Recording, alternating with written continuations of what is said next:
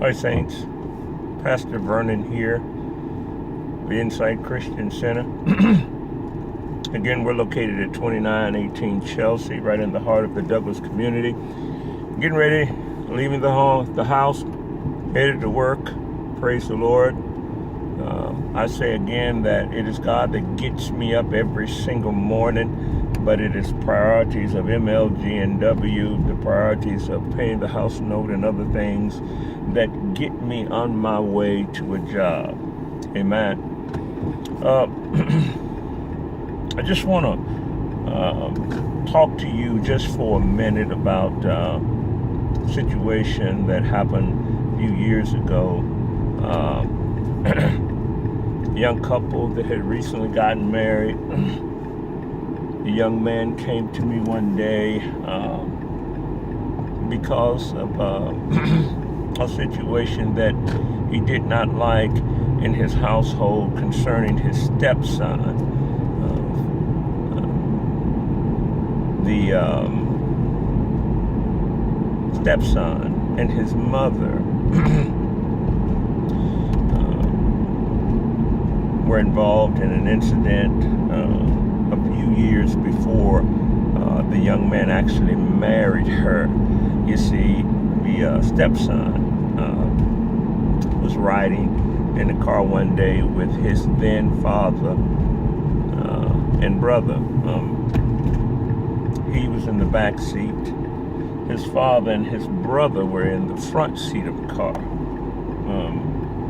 There was a head-on collision with an 18-wheeler truck. The young man was pinned in the back. The vehicle went up under the 18-wheeler. The father and the brother who was in the front seat were actually killed instantly. I want you to think about this. The young man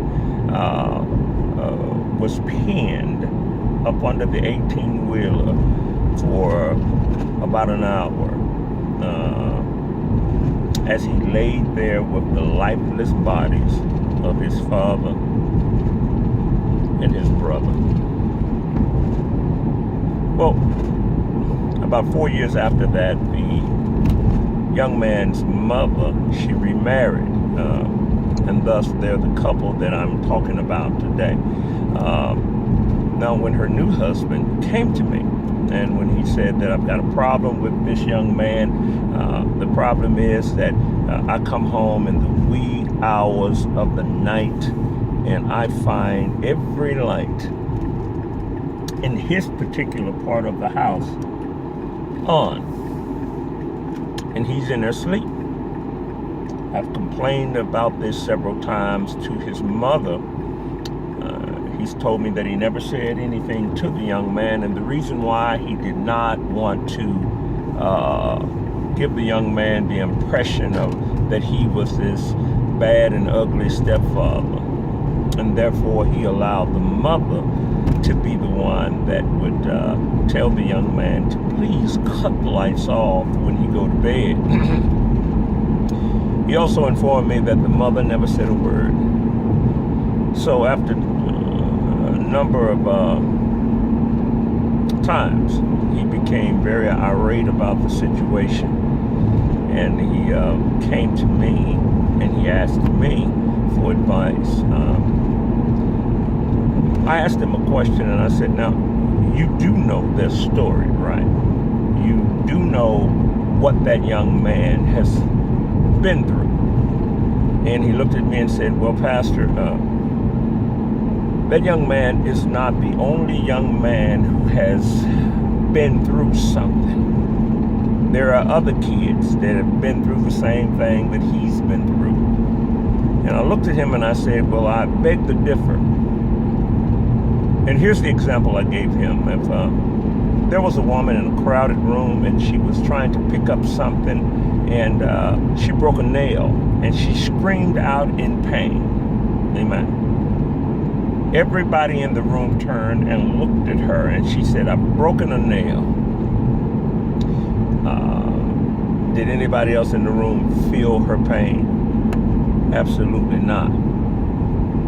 But does that mean that the pain was any less as painful because she's the only one that felt it? No.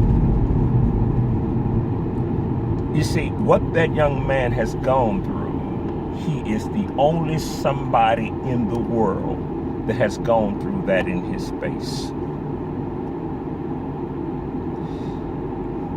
And I told the young man that. And then I said this to him. I said that in the darkest part of the night is when the demons of that young man's past start to rear their ugly head. And maybe, just maybe, the only security that young man finds is in the light. And here's the thing. I don't think you should really concern yourself about how he leaves the lights on while he's asleep at night. I think he has a reason for doing so.